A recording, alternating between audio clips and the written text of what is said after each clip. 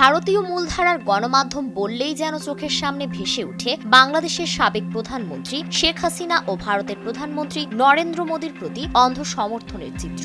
বছরের পর বছর ধরে ভারতীয় টেলিভিশন ও সংবাদপত্রে হাসিনার বন্দনা, মোদীর প্রশস্তি সব মিলিয়ে এক ধরনের একপেশে প্রচারই ছিল নিয়ম। কিন্তু সেই চিরাচরিত ধারা ভেঙে ব্যতিক্রমী এক উদাহরণ সৃষ্টি করেছে পশ্চিমবঙ্গের জনপ্রিয় সংবাদ মাধ্যম কলকাতা টিভি। চ্যানেলটির জনপ্রিয় অনুষ্ঠান চতুর্থ স্তম্ভ এর উপস্থাপিকা ইন্দ্রাণী দাশগুপ্ত সরাসরি শেখ হাসিনাকে গণহত্যাকারী পলাতক ফ্যাসিস্ট আখ্যা দিয়ে তীব্র সমালোচনা করেছেন এবং প্রধানমন্ত্রী নরেন্দ্র মোদীকে এমন এক অপরাধীকে আশ্রয় দিয়ে সুরক্ষা দেওয়ার জন্য কাঠগড়ায় দাঁড় করিয়েছেন। গত 4ই আগস্ট শেখ হাসিনা ভারতে পালিয়ে আশ্রয় নেওয়ার এক বছরের মাথায় অনুষ্ঠানটি সম্প্রচারিত হয়। এদিন ইন্দ্রাণী দাশগুপ্ত আন্তর্জাতিক গণমাধ্যম বিবিসির তথ্য তুলে ধরে জানান, 2024 সালের গণ অভ্যুত্থানের সময় হাসিনার নির্দেশে মারণাস্ত্র ব্যবহারের প্রমাণ পাওয়া গেছে। একই সঙ্গে জাতিসংঘের প্রতিবেদন উল্লেখ করে তিনি বলেন, সেই সময় অন্তত 1400 নিরীহ মানুষকে হত্যা করা হয়েছিল, যা স্পষ্টতই গণহত্যার শামিল। উপস্থাপিকা বলেন, বাংলাদেশে শেখ হাসিনার নামে গ্রেফতারি পরোয়ানা জারি রয়েছে এবং অন্তর্বর্তীকালীন সরকারের প্রধান অধ্যাপক ডক্টর ইউনূস বারবার তাকে ফেরত চাইলেও ভারতের প্রধানমন্ত্রী নীরব থেকেছেন।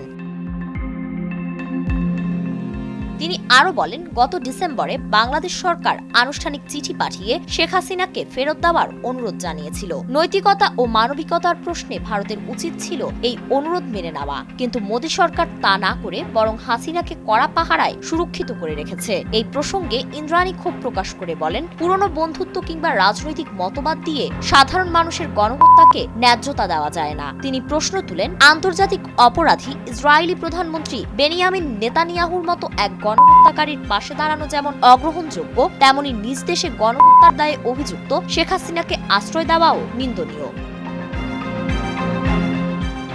ইন্দ্রাণী দাশগুপ্ত শেষ পর্যন্ত কটাক্ষ করে মন্তব্য করেন, ভারত সবকিছুর পরও শেখ হাসিনাকে আশ্রয় দেবে, তাকে এই ভূখণ্ডে বসেই রাজনীতি করতে দেবে। এই কথাটিই না হয় বলুন, কিন্তু মোদিজি চুপ করে বসে আছেন। শেখ হাসিনা ওনার কাছে এক ফিক্সড ডিপোজিট, যখন ইচ্ছা তখন ভাঙাবেন। এই প্রতিবেদন প্রকাশের পর ভারত সহ বাংলাদেশ এবং আন্তর্জাতিক অঙ্গনে ইন্দ্রাণী দাশগুপ্ত ও কলকাতা টিভির প্রশংসা শুরু হয়। দীর্ঘদিনের গদি মিডিয়া প্রবণতা ভেঙে সত্য তুলে ধরার জন্য অনেকে কৃতজ্ঞতা প্রকাশ করেছেন। তবে প্রশ্ন থেকে যাচ্ছে, এই সত্য উচ্চারণের পরও কি নরেন্দ্র মোদী শেখ হাসিনাকে বাংলাদেশে ফেরত দেবেন, নাকি রাজনৈতিক হিসাব নিকাশে ফ্যাসিস্ট গণহত্যাকারীকে আশ্রয় দেওয়া অব্যাহত রাখবেন?